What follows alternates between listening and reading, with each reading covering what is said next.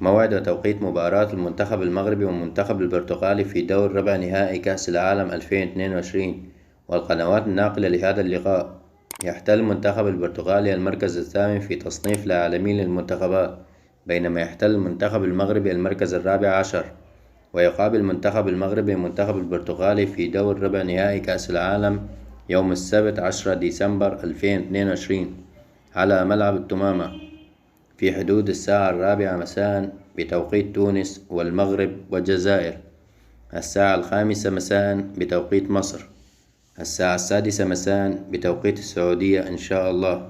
ومن المرتقب أن يتم نقل هذه المباراة على قناة الرياضية المغربية TNT وعلى قناة بين سبورت 1 ماكس.